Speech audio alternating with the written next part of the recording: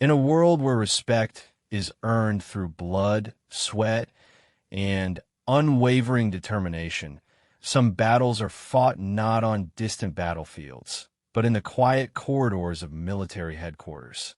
When a young woman's simple request for specialized equipment becomes the spark that ignites a movement, the most unexpected voice rises to defend her honor.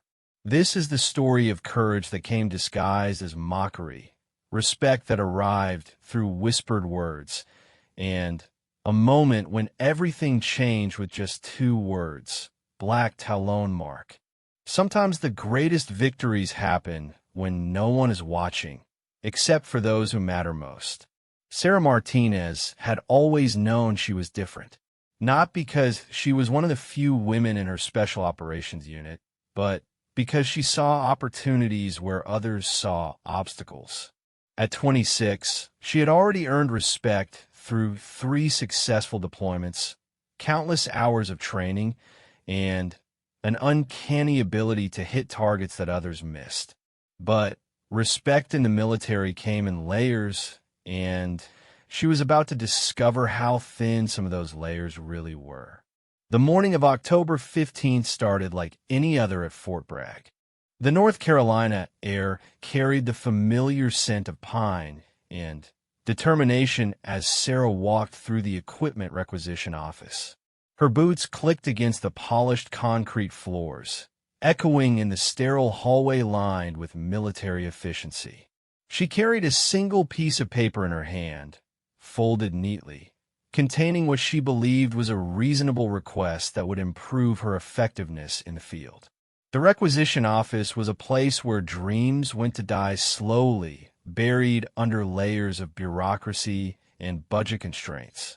Behind a metal desk sat Sergeant First Class Danny Morrison, a man whose belly had grown soft from years of pushing papers instead of pushing limits.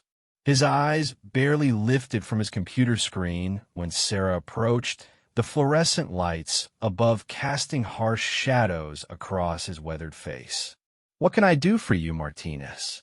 Morrison asked, his voice carrying the weight of someone who had heard every possible request and found most of them lacking. He continued typing, the mechanical clicking of keys filling the uncomfortable silence that stretched between them. Sarah placed the requisition form on the desk with careful precision. "I need to request a specialized rifle scope, Sergeant.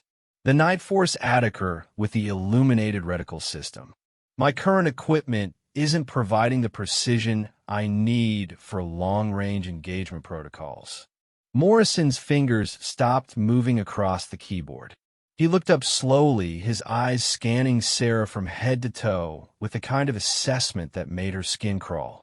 A slow smile spread across his face, but it held no warmth, only the cold amusement of someone who had just heard something particularly entertaining. Well, Morrison said, leaning back in his chair until it creaked under his weight. "Little Martinez wants the fancy glass, does she? Tell me something, sweetheart. Do you even know how to zero a scope that costs more than your monthly pay?" The words hit Sarah like a physical blow, but she maintained her composure. She had learned long ago that showing weakness in these moments was like blood in the water to sharks. Her jaw tightened slightly, the only outward sign of her internal struggle to remain professional. "I'm qualified with all standard optic systems, Sergeant. My marksmanship scores are in the top 5% of the unit, and I've successfully completed advanced precision shooting courses at Fort Benning. This equipment would enhance my effectiveness during our upcoming deployment to Afghanistan." Morrison picked up the requisition form, holding it between his thumb and forefinger as if it were contaminated. He made a show of reading it carefully, his eyebrows rising in mock surprise at various points.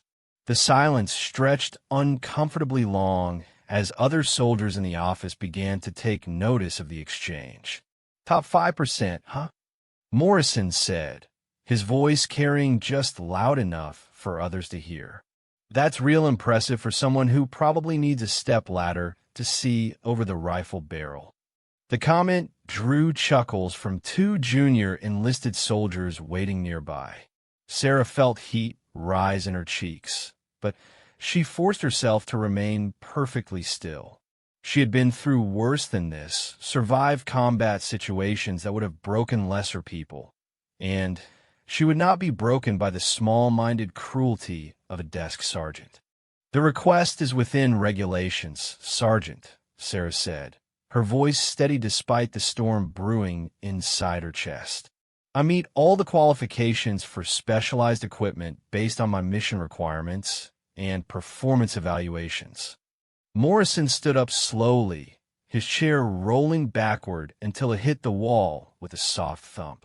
He was taller than Sarah by several inches, and he used every bit of that height advantage as he walked around the desk to stand directly in front of her.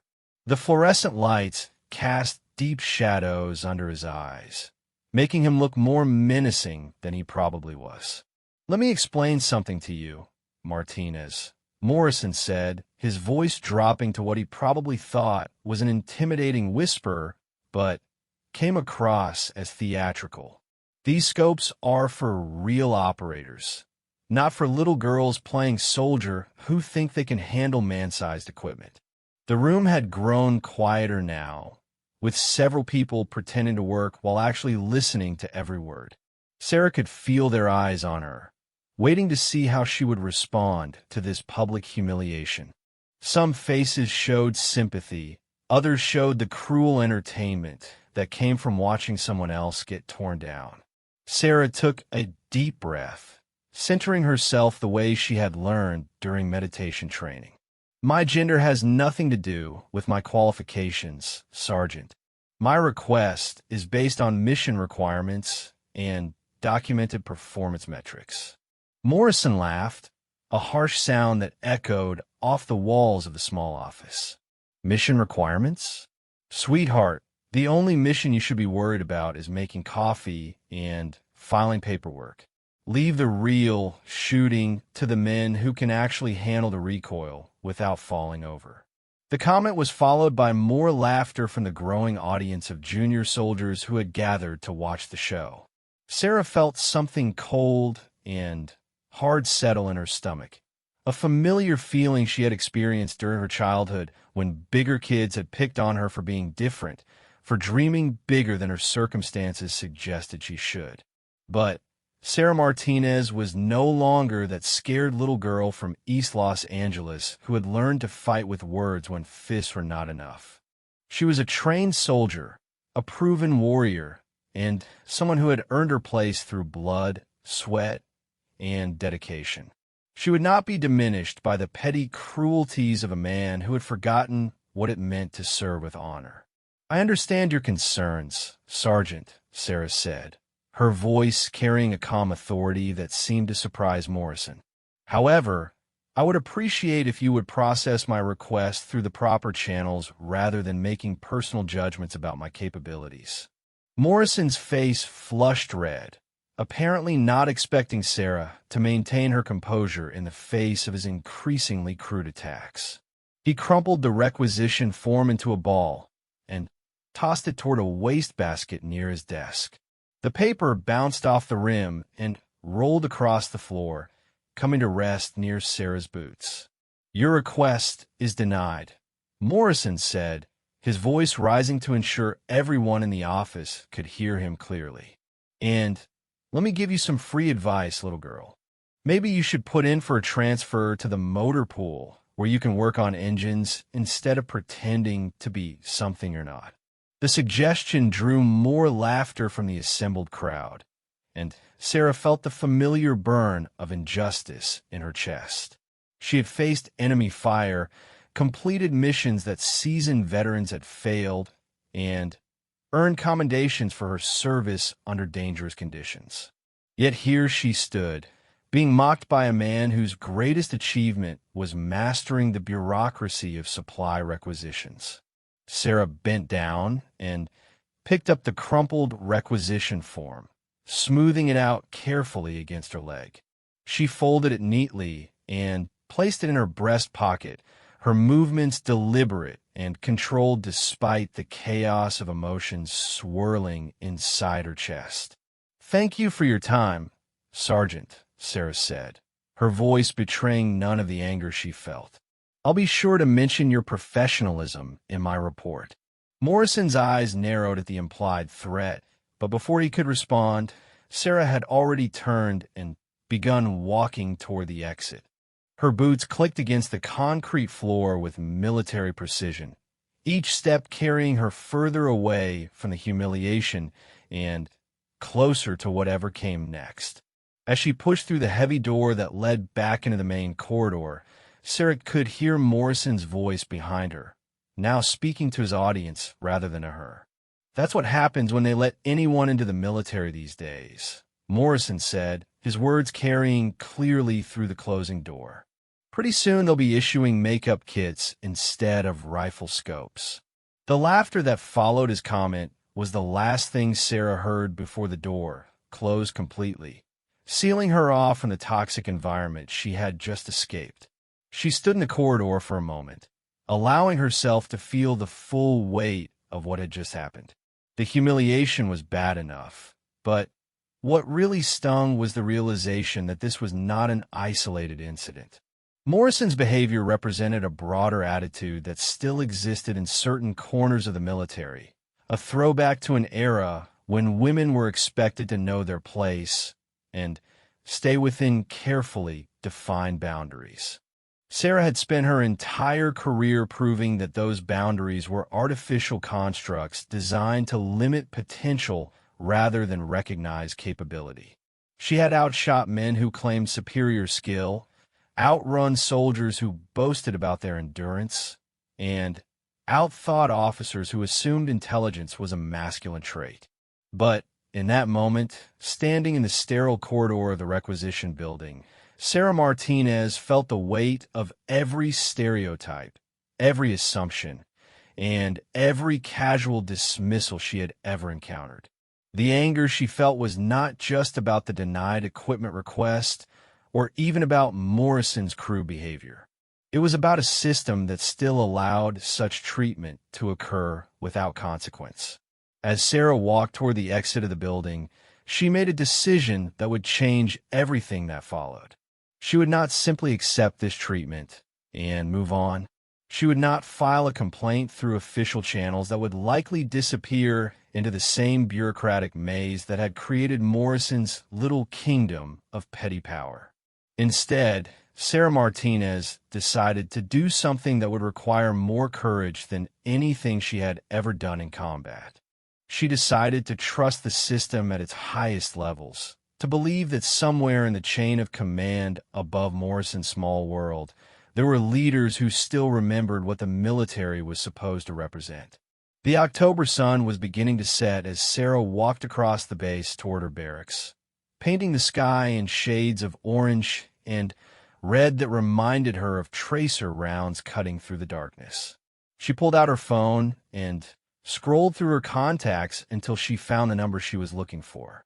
Captain Jennifer Walsh had been Sarah's company commander during her second deployment, and had since been promoted to work directly with brigade leadership.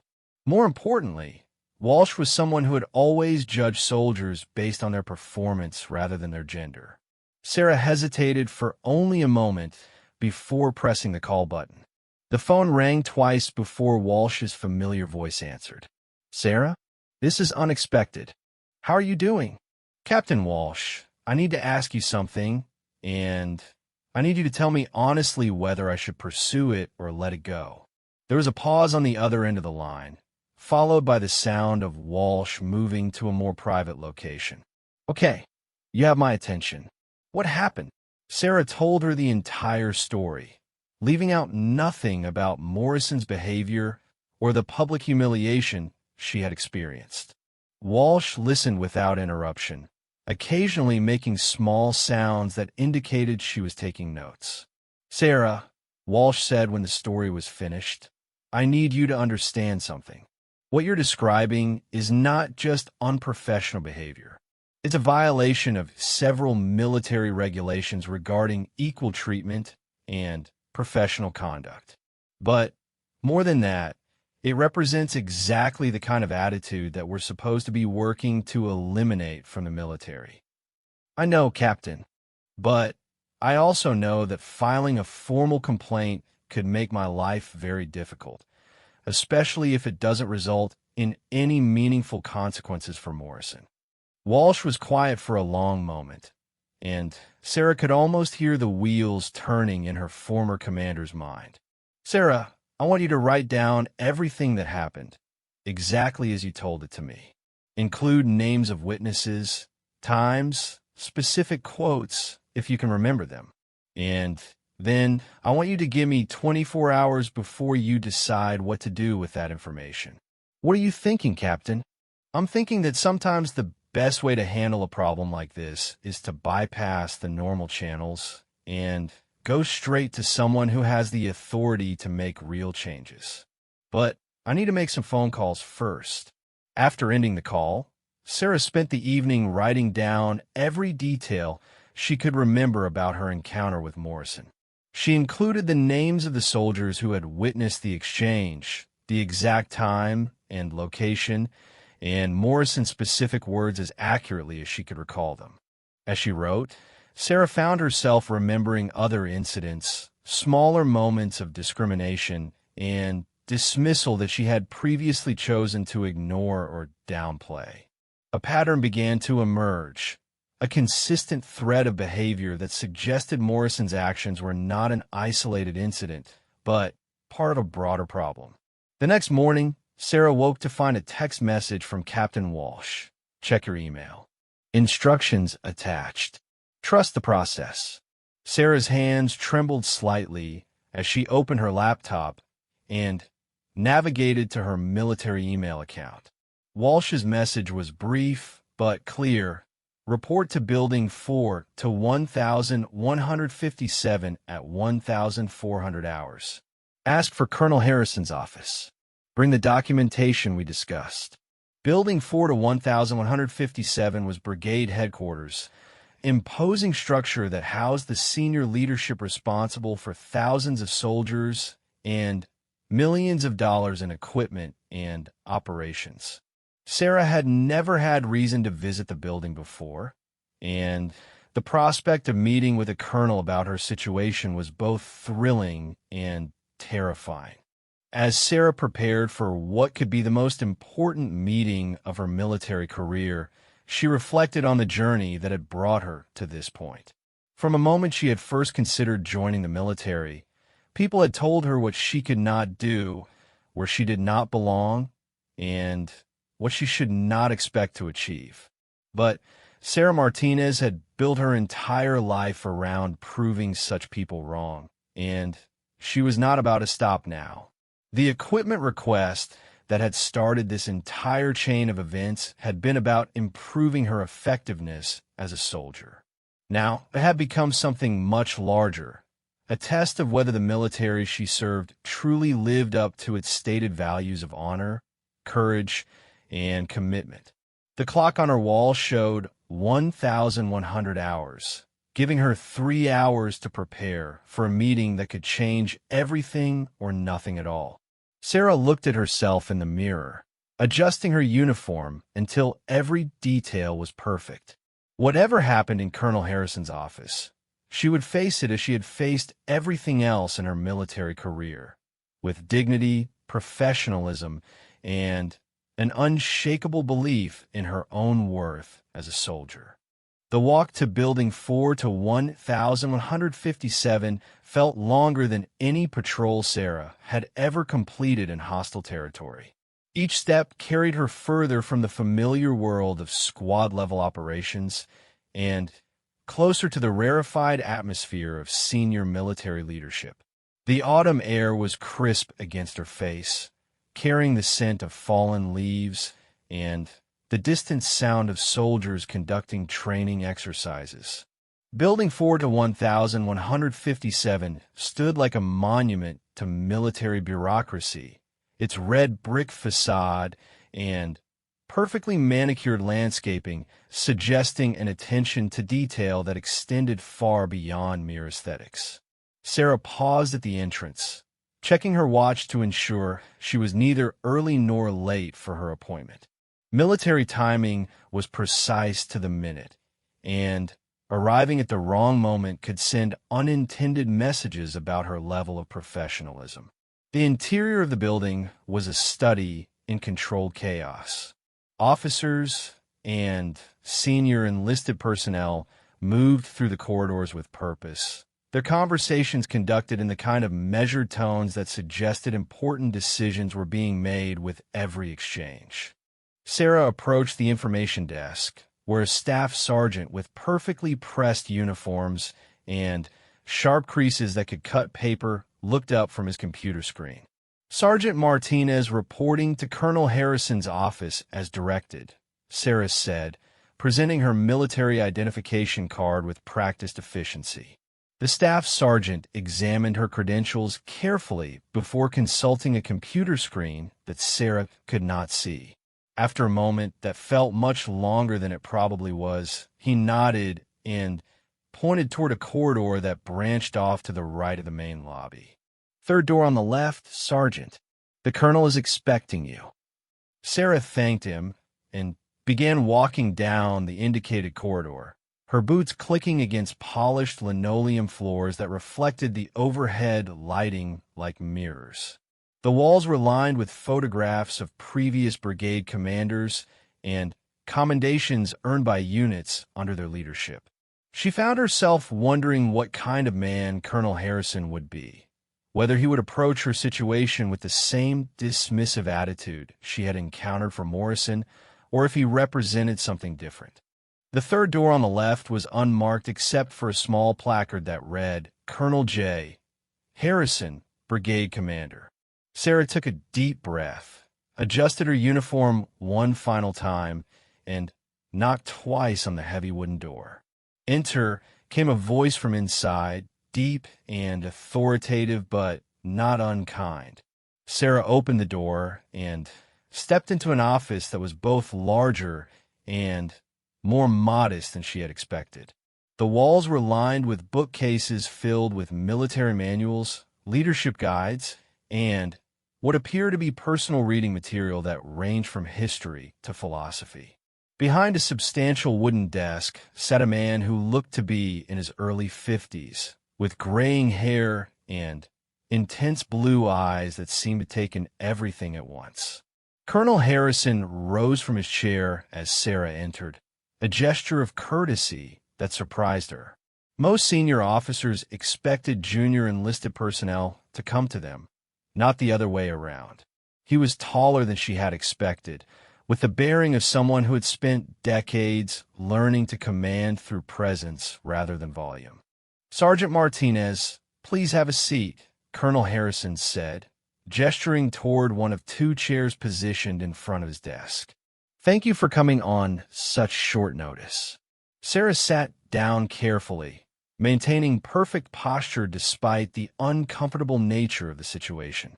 She placed the folder containing her documentation on her lap and waited for the colonel to begin what she assumed would be an interview about her allegations against Morrison.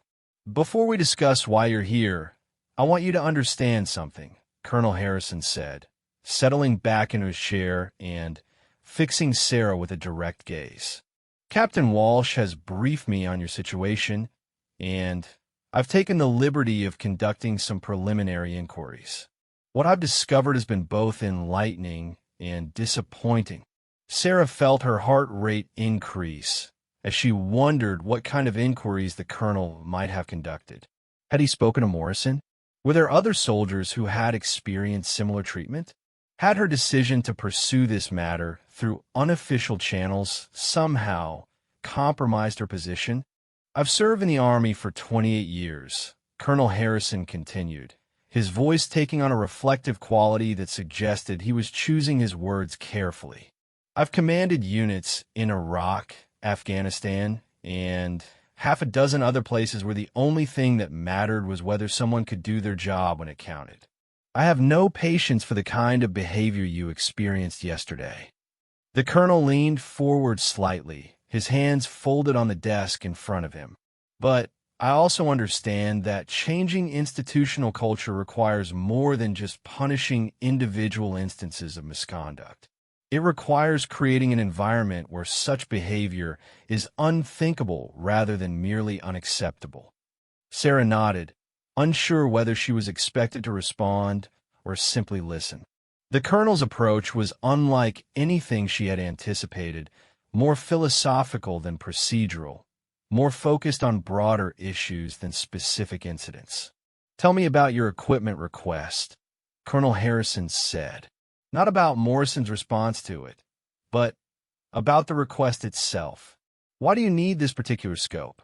The question caught Sarah off guard. She had prepared to discuss harassment, discrimination, and unprofessional conduct. She had not expected to have a technical conversation about optics and marksmanship with a brigade commander. "Sir, my current scope is adequate for standard engagement ranges, but our upcoming deployment involves potential long-range precision shooting in mountainous terrain. The Night Force Attiker has superior light transmission and target acquisition capabilities that would improve my effectiveness at extended ranges." Colonel Harrison made a note on a piece of paper in front of him. "What's your longest confirmed kill shot, Sergeant?" 840 meters, sir. Taliban sniper in Helmand province during my last deployment. "And you believe the enhanced optics would extend your effective range?" "Yes, sir. Based on my training and experience, I estimate I could reliably engage targets out to 1,200 meters with the improved equipment." The colonel leaned back in his chair, a slight smile playing at the corners of his mouth. "That's impressive, Sergeant. Most of the snipers in my previous commands would be happy to guarantee effectiveness at half that range." Sarah felt a surge of pride at the recognition, but she also sensed that the colonel was building towards something larger than simple acknowledgement of her skills. "Now tell me about Morrison," Colonel Harrison said, his tone becoming more serious. "And don't leave out any details, no matter how uncomfortable they might be to discuss." Sarah opened her folder and consulted the notes she had prepared, then began recounting the entire incident from the beginning. Colonel Harrison listened without interruption, occasionally making notes, but never breaking eye contact. As Sarah described Morrison's increasingly crude comments and the laughter from the other soldiers, she saw something change in the colonel's expression, a hardening around the eyes that suggested barely controlled anger.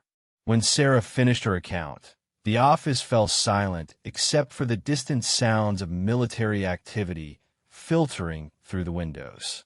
Colonel Harrison stared at his hands for a long moment before looking up at Sarah with an expression that mixed disappointment and determination.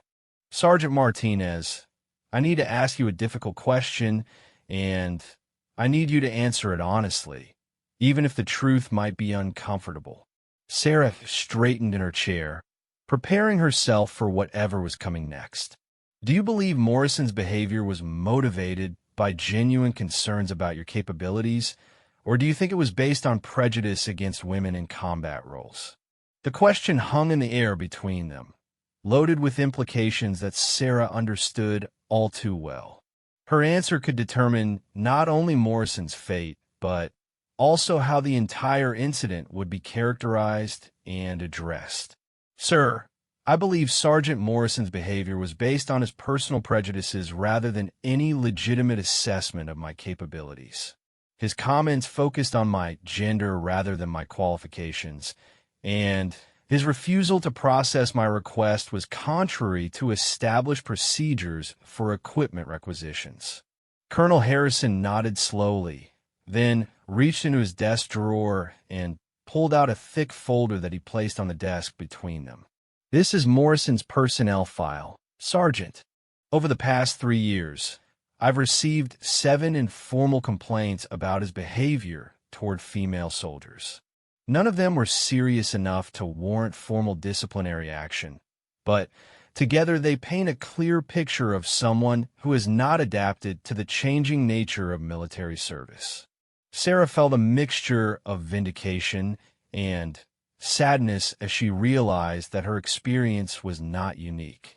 Other women had endured similar treatment, but for various reasons had chosen not to pursue formal complaints. I want you to understand that your decision to bring this matter to my attention, even through unofficial channels, took considerable courage, Colonel Harrison said. It would have been easier to simply accept the denial of your request and move on. But by standing up for yourself, you've also stood up for every other soldier who might face similar treatment in the future. The colonel stood up and walked to one of the windows that overlooked the main parade ground. Sarah could see soldiers conducting close-order drill, their movements precise and coordinated despite the individual differences in their backgrounds and experiences. The military is changing, Sergeant Martinez, but change is never easy or automatic.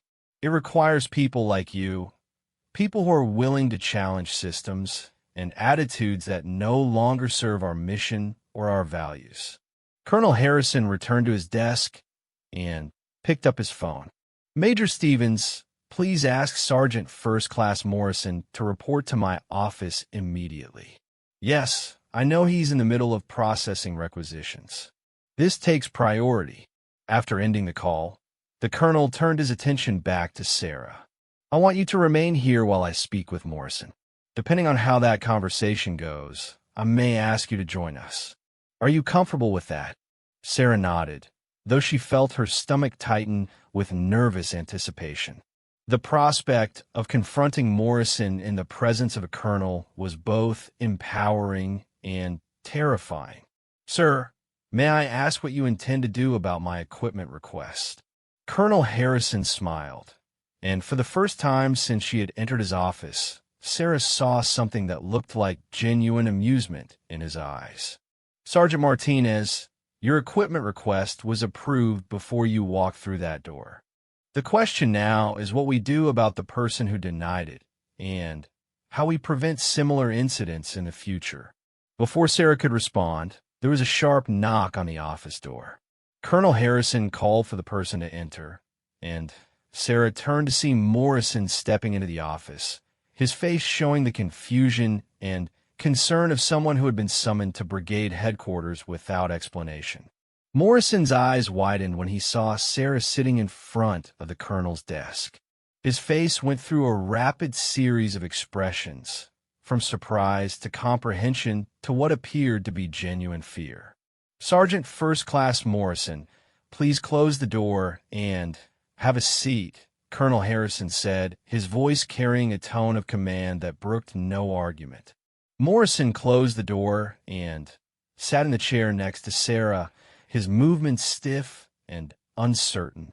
The confidence and aggression he had displayed in his own office the previous day had evaporated, replaced by the nervous energy of someone who suspected they were in serious trouble.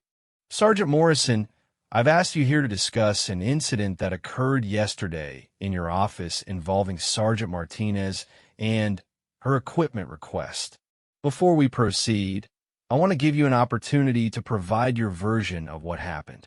Morrison glanced sideways at Sarah before responding, his voice lacking its previous conviction. Sir, Sergeant Martinez submitted a request for expensive optics equipment. I reviewed her request and determined that it did not meet the criteria for approval based on mission requirements and budget constraints. Colonel Harrison made a note on his paper, then looked up at Morrison with an expression that revealed nothing about his thoughts. Did your review include any assessment of Sergeant Martinez's qualifications or capabilities? Morrison shifted uncomfortably in his chair. Sir, I considered her experience level and determined that the requested equipment was not appropriate for her needs. I see. And how did you communicate that determination to Sergeant Martinez? The question hung in the air like a trap waiting to be sprung. Morrison's face flushed red as he realized that his answer could either implicate him in unprofessional conduct or require him to lie to a superior officer. Sir, I explained that the equipment was designed for more experienced operators and that her request could not be approved. Colonel Harrison opened the folder in front of him and consulted what appeared to be handwritten notes. According to my information, your actual words were somewhat different. Would you like to revise your statement? Morrison's hands began to shake slightly, and Sarah could see sweat forming on his forehead despite the comfortable temperature in the office. Sir, I may have used some informal language to explain the situation, but my intent was to provide guidance based on my professional judgment. Informal language, Colonel Harrison repeated, his voice carrying a dangerous edge. Sergeant Morrison, I'm going to read you some quotes that were provided by witnesses to your conversation with Sergeant Martinez. I want you to tell me if these represent the kind of informal language and professional guidance you're referring to.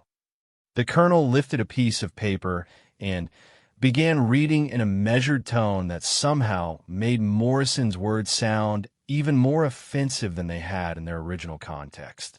Little Martinez wants the fancy glass, does she? Tell me something, sweetheart. Do you even know how to zero a scope that costs more than your monthly pay? These scopes are for real operators, not for little girls playing soldier who think they can handle man-sized equipment. With each quoted word, Morrison seemed to shrink further into his chair.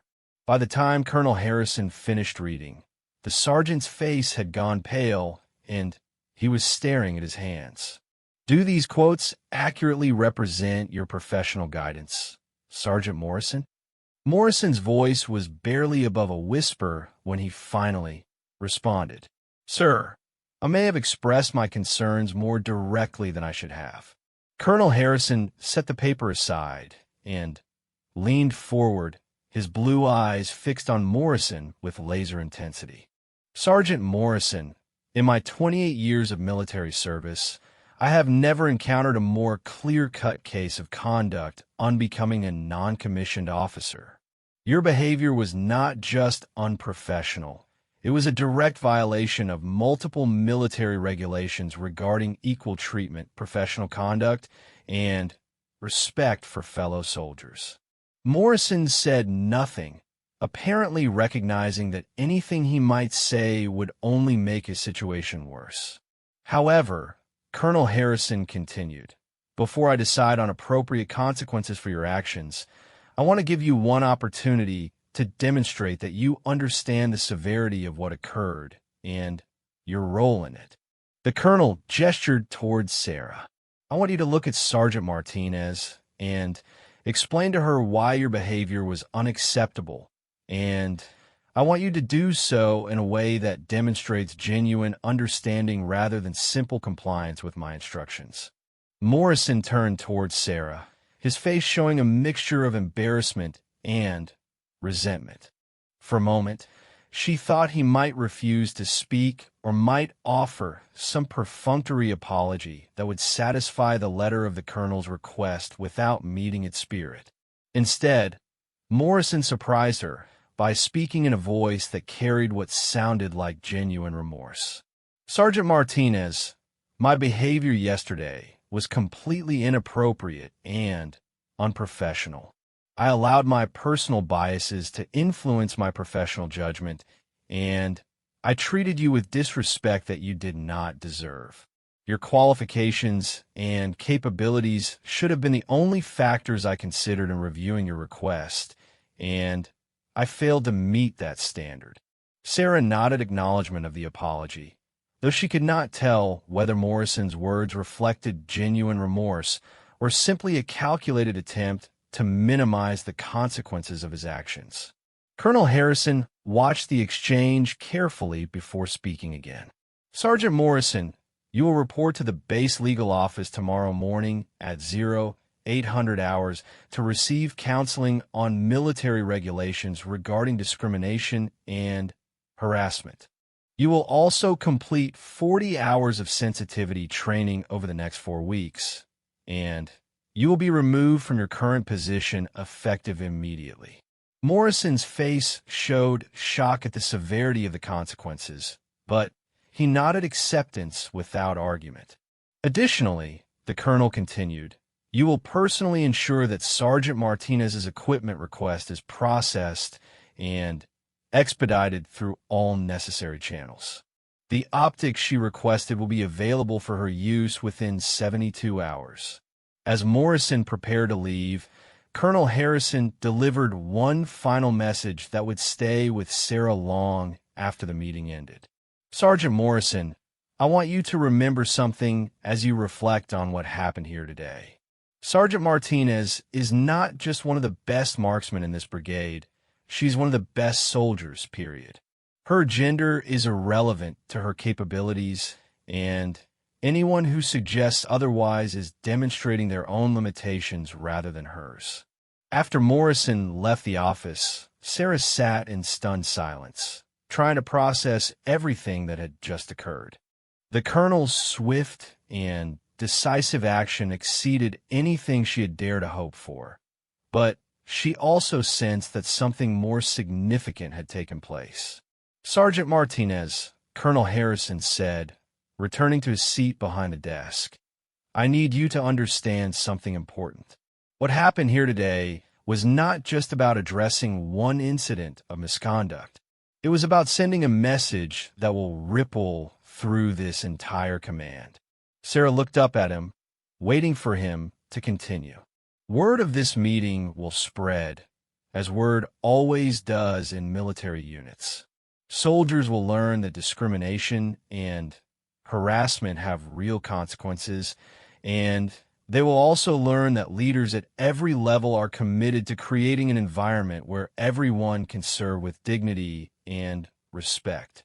The colonel paused, then added something that would change Sarah's understanding of her role in the military. "But more importantly, other soldiers who face similar challenges will learn that they have advocates at the highest levels of leadership, and that their courage in speaking out will be supported rather than punished." As Sarah prepared to leave the colonel's office, she realized that her simple request for a rifle scope had become something much larger. It had become a moment of transformation, not just for herself, but for an institution that was still learning how to live up to its highest ideals. 3 weeks after her meeting with Colonel Harrison, Sarah Martinez found herself in the mountains of eastern Afghanistan, where the morning air was thin enough to make breathing difficult and cold enough to numb exposed skin within minutes. The Night Force scope mounted on her rifle caught the early sunlight, its precision-engineered glass offering clarity that transformed distant targets from vague shapes into detailed images. The equipment had arrived exactly as promised, 72 hours after her meeting in the colonel's office. But more importantly, something else had changed in the 3 weeks since her confrontation with Morrison. Word of the incident had indeed spread through the brigade, but not in the way Sarah had feared. Instead of resentment or whispered accusations about preferential treatment, she had encountered something entirely different: respect.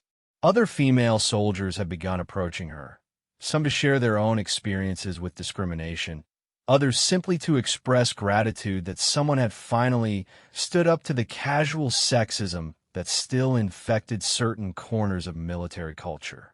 Male soldiers, particularly the younger ones, seemed to view her differently as well, as if her willingness to challenge the system had somehow validated her legitimacy in their ranks. But none of that mattered now.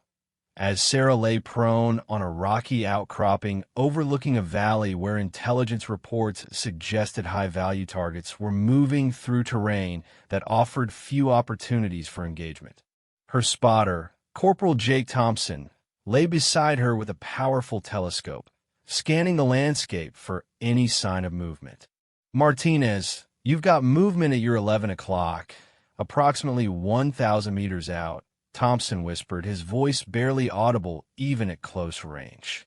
Sarah adjusted her position slightly and peered through her new scope, the enhanced optics revealing details that would have been invisible with her previous equipment.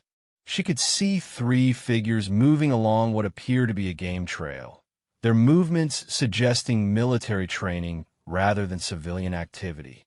"I have visual on three individuals," Sarah whispered back, her voice steady despite the adrenaline beginning to course through her system. "One appears to be carrying a long weapon, possibly a sniper rifle." Thompson consulted a photograph he carried in his breast pocket, comparing what he could see through his spotting scope with known images of their targets. "That's him," Thompson said, excitement creeping into his voice despite his training. "That's our primary target. The guy with the rifle is Abdullah al-Rashid, the sniper who's been taking out our patrols for the past 2 months." Sarah felt her heart rate increase as she realized the significance of the moment. Al-Rashid was responsible for the deaths of at least 6 American soldiers and had proven elusive despite multiple attempts to locate and neutralize him. Intelligence suggested he was one of the most skilled marksmen in the region, with confirmed kills at ranges exceeding 800 meters. "Range to target?" Sarah asked, adjusting her scope's magnification to get a clearer view of the distant figures. Thompson worked with his laser rangefinder for several seconds before providing the measurement. 1,040 meters. Wind is variable, approximately 5 to 7 miles per hour from the southwest. The range was at the outer limit of what most snipers would consider feasible, especially in the challenging conditions of high altitude and variable wind. But Sarah had been training with her new optic system during every available opportunity, and she knew her capabilities had improved dramatically. "I have a clear shot," Sarah whispered, settling into her firing position with the methodical precision she had developed through thousands of hours of practice. "Target is stationary, examining something on the ground." Thompson made final adjustments to his spotting scope and prepared to call corrections if necessary. "Wind is shifting slightly. Call it 6 miles per hour, southwest to northeast." Sarah made the necessary adjustments to her scope, accounting for bullet drop at extreme range and the effect of crosswind on her projectile trajectory. The mathematics of long-range shooting had become second nature to her, but she had never attempted a shot at quite this distance under operational conditions. Through her scope, she could see al-Rashid clearly now, his face partially obscured by traditional Afghan headwear, but his posture and movements matching the intelligence photographs she had studied. He was examining what appeared to be tracks in the dirt, probably following the same American patrol routes that had made him so deadly in recent weeks. "Target acquired," Sarah whispered, her breathing automatically slowing as she entered the meditative state that preceded precision shooting. "Requesting permission to engage." Thompson relayed the request through their radio system, and within seconds they received clearance from their command post. "You are cleared to engage. Take the shot when ready." Sarah took a deep breath and began the final sequence that would determine whether months of training with her new equipment would translate into operational success. She settled the crosshairs of her scope on al-Rashid's center mass, accounting for the various factors that could affect her shot's trajectory. The silence in the mountains was profound, broken only by the occasional sound of wind moving through the rocks around their position. Sarah could hear her own heartbeat in her ears, but years of training had taught her to use that rhythm as a timing mechanism rather than allowing it to distract her focus. At the natural pause between heartbeats, Sarah squeezed the trigger with steady pressure, feeling the rifle recoil against her shoulder as the bullet left the barrel at over 2,000 feet per second. Through her scope, she watched the projectile's path toward its target, the flight time seeming to stretch for an eternity. The bullet struck al-Rashid center mass, and through the enhanced clarity of her Night Force scope, Sarah could see the immediate effect of the impact. The target dropped to the ground, and his two companions scattered in panic, apparently unable to determine the direction from which the shot had originated. Target down, Thompson reported through their radio system, his voice carrying a mixture of professional satisfaction and genuine amazement. Confirmed kill at 1040 meters. Sarah remained in position for several minutes, watching for any sign that their presence had been detected or that enemy reinforcements might be moving toward their location. But the valley remained quiet except for the two surviving members of al-Rashid's group, who had taken cover behind rocks and appeared to be planning their escape. As Sarah and Thompson prepared to withdraw from their position, Thompson turned to her with an expression that mixed respect with something approaching awe. "Martinez, that was the longest confirmed kill shot in our battalion's history. Hell, it might be the longest shot anyone in the brigade has made in this deployment." Sarah felt a surge of pride at the achievement, but she also recognized that the successful shot represented something larger than individual marksmanship. It validated every argument she had made about the importance of proper equipment, every hour she had spent training with her new scope, and every moment of doubt she had experienced about her capabilities. "The equipment made the difference," Sarah said, breaking down her rifle with practiced efficiency. "This scope gave me the clarity and precision I needed to make that shot." Thompson shook his head. "The equipment helped, but it was your skill that made it happen. Most snipers wouldn't even attempt a shot at that range, regardless of their equipment." As they moved carefully down from their elevated position, Sarah reflected on the chain of events that had led to this moment. Her confrontation with Morrison, which had seemed so traumatic at the time, had ultimately resulted in equipment that potentially saved American lives by eliminating one of the region's most dangerous threats. But the significance of the successful shot extended beyond its immediate tactical value. Word of Sarah's achievement would spread through military channels, adding to her growing reputation as one of the most capable marksmen in the theater of operations.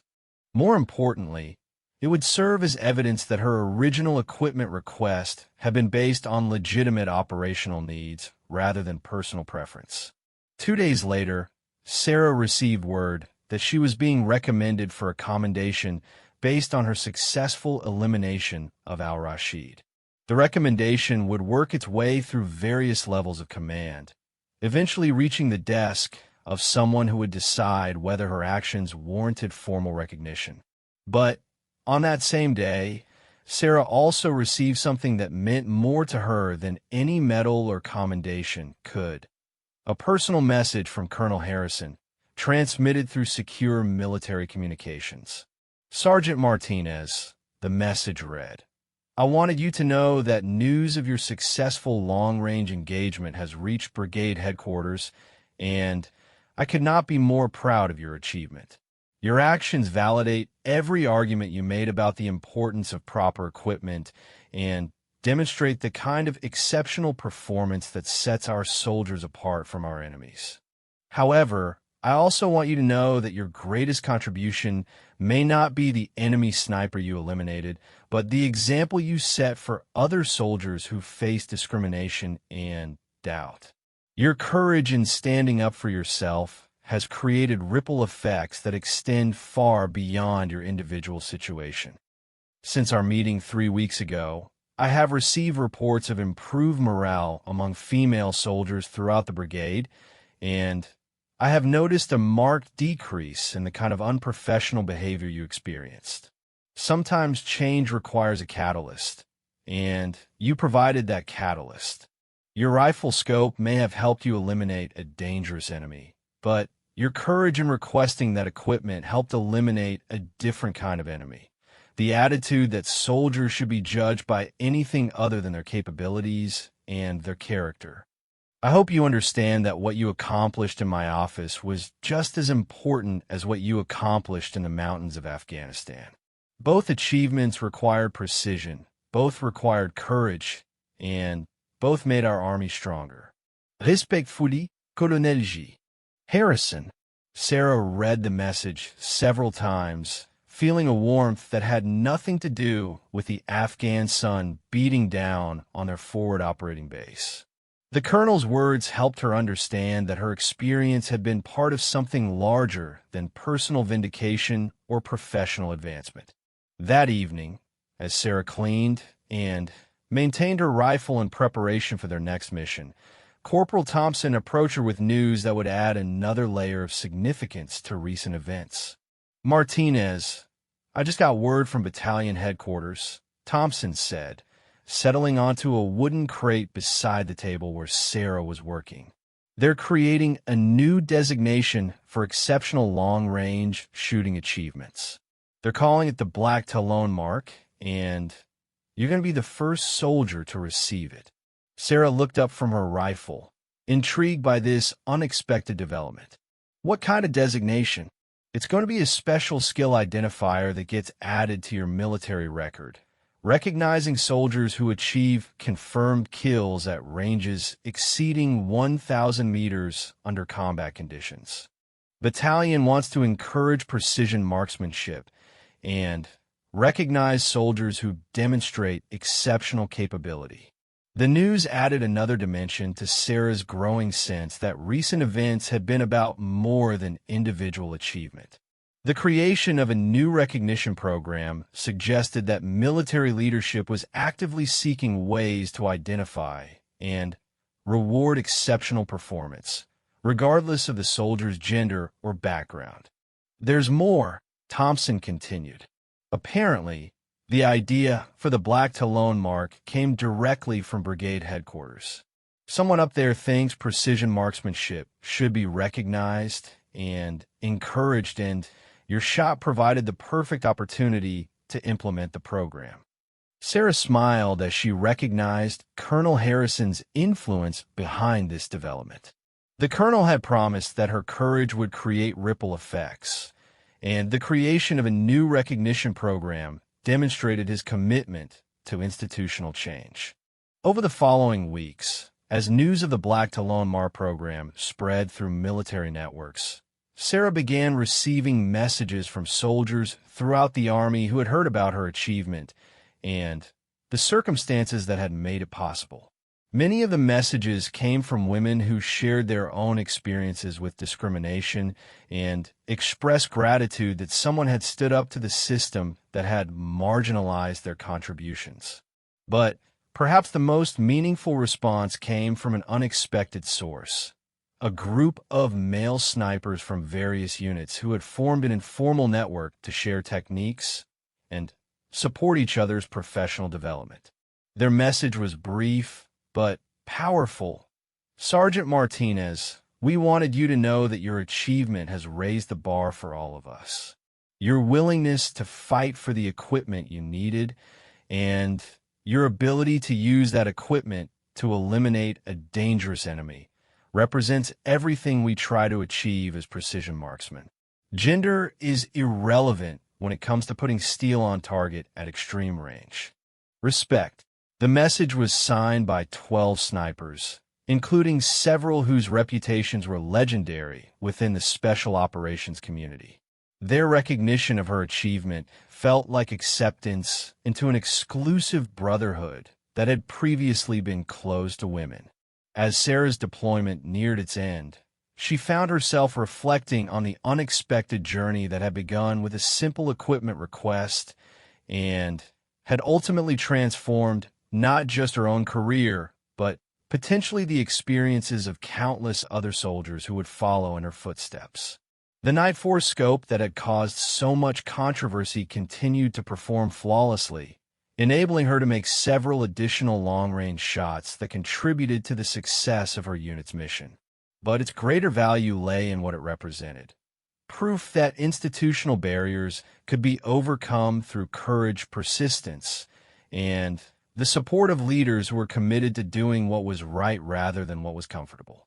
On her final day in Afghanistan, Sarah received one last message from Colonel Harrison, this one handwritten rather than transmitted through official channels, Sergeant Martinez, as your deployment concludes, I wanted to express my personal gratitude for your service and your courage.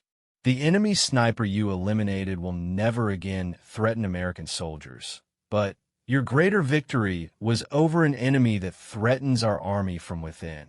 The attitude that soldiers should be judged by anything other than their ability to complete the mission.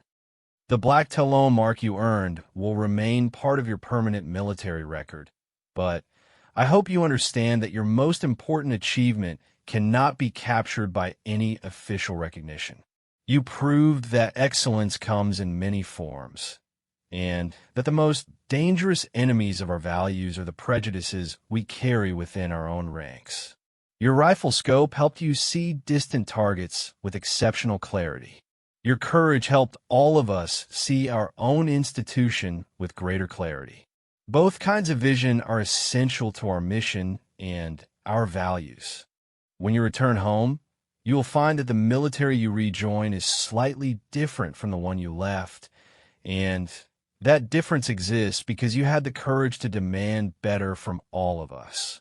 With profound respect and admiration, Colonel J.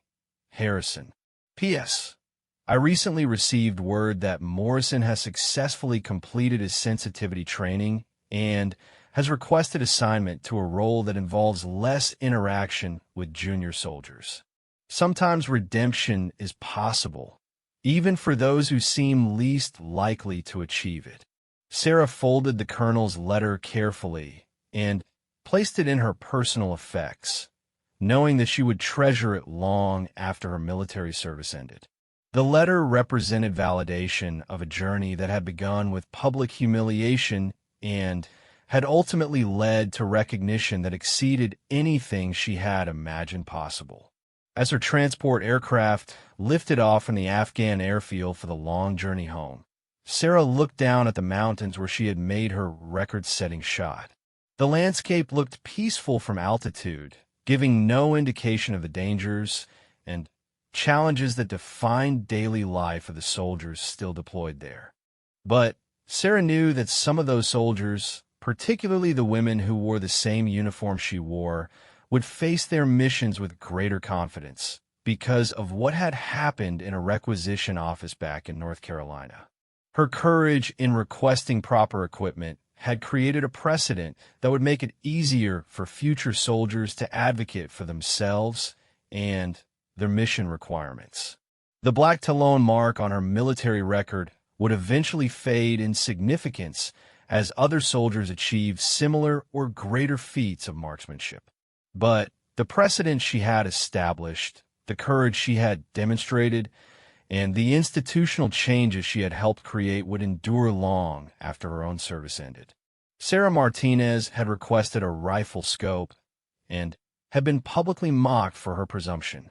She had stood up for herself despite the risk of retaliation and had trusted that somewhere in the chain of command, leaders existed who would support her quest for excellence rather than defend the status quo. In the end, she had received much more than the equipment she had originally requested.